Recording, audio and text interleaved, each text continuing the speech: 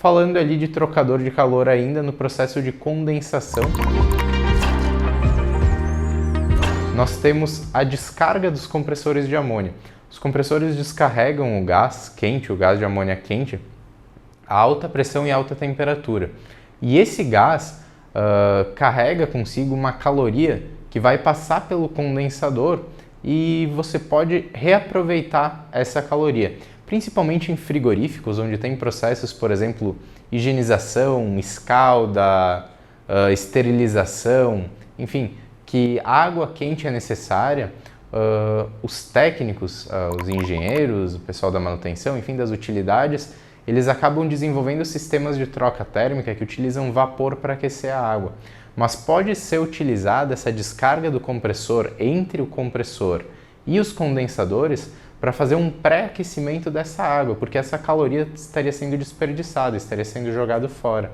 Então você pode fazer um sistema de circulação para pré-aquecimento dessa água, tanto para alimentar a sua caldeira, quanto para alimentar os seus processos, os seus equipamentos, enfim, já com uma água aquecida. Isso vai poupar tanto energia no seu sistema de refrigeração, quanto no seu sistema de aquecimento. Então você consegue ter um save tanto de combustível lá na sua caldeira, quanto de energia elétrica aí na sua sala de máquinas, poupando seus equipamentos.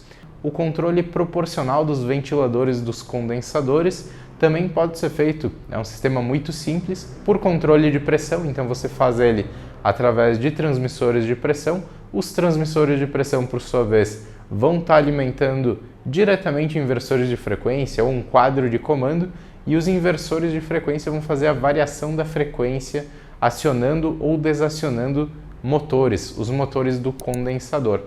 Claro que isso não vai gerar uma super economia, não vai dar uma diferença muito grande, afinal o consumo de energia elétrica não é assim absurdo nesse tipo de equipamento, porque são motores de relativo pequeno porte, dependendo da instalação.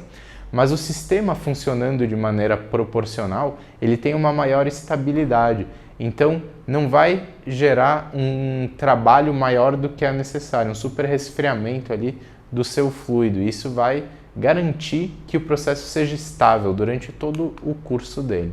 No separador de líquido, agora falando de controle de separador de líquido, que seria ali na próxima etapa, a gente fala primeiro do controle de nível de líquido de amônia dentro do separador, onde na parte superior nós vamos ter gás, na parte inferior nós vamos ter líquido de amônia, que é bombeado para o processo.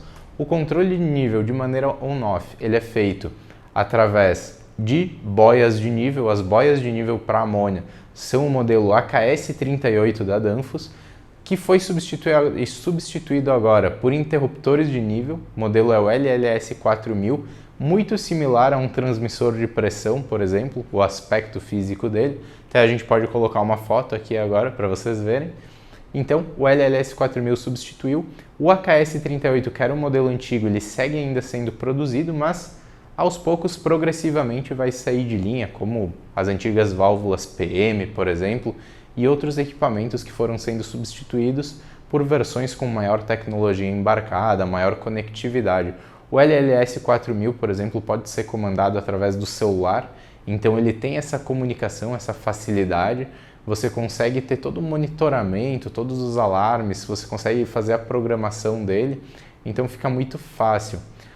E uma válvula solenoide, basicamente, né? As boias de nível vão fazer o controle de nível alto, nível baixo no separador e vão enviar um sinal elétrico para uma válvula solenoide, a válvula solenoide de alimentação de líquido, que vai abrir e fechar o seu pistão ou o seu diafragma, liberando amônia líquida para que entre no separador e mantenha o nível estável de acordo com o consumo. Então, se houver consumo, o nível vai abaixar. Se não houver consumo, o nível sobe e tanto uma boia quanto outra vão estar fazendo esse controle. Então, esse é o sistema on-off. O sistema proporcional, ele é bastante parecido. A lógica dele é a mesma. O que muda são as escalas. Então, como você tem um transmissor de nível, um AKS 4100, esse sensor de nível ele vai fazer a comunicação para um controlador, que vai estar conversando com uma válvula modelo ICM, que é a válvula motorizada proporcional para amônia da Danfoss. Então, a válvula ICM ela tem o funcionamento proporcional. Ela vai abrir e fechar, liberando líquido de amônia de acordo com a real necessidade do processo naquele momento. Então, isso vai deixar o processo extremamente estável e tanto o condensador, quanto o compressor, quanto o separador de líquido vão trabalhar sem choques térmicos, vão trabalhar sem sobrepressão e com muito menos golpes, que são muito comuns em salas de máquina, principalmente salas de máquina mais obsoletas, com uma certa idade, com, enfim, uma idade dos equipamentos. Então, o modelo ICM, a válvula motorizada proporcional, ela vai trabalhar de maneira mais fluida, ela vai te dar um melhor processo, você vai ter um processo mais estável e vai ter a garantia da melhor eficiência energética na sua instalação e na sua alimentação de líquido.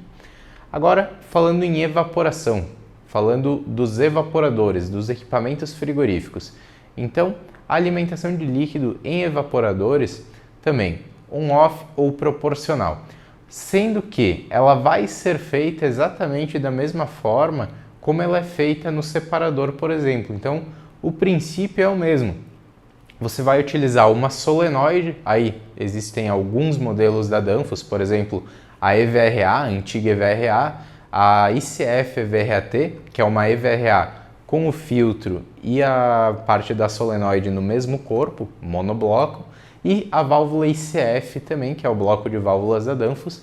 Você pode estar configurando da maneira como você quiser, enfim, aí tanto motorizada quanto on-off, com regulador, com válvula de retenção, bloqueio, filtro, enfim, ela é fornecida com 4 e 6 portas. Então você pode estar colocando módulos e modulando ela de acordo com o projeto do seu sistema de refrigeração.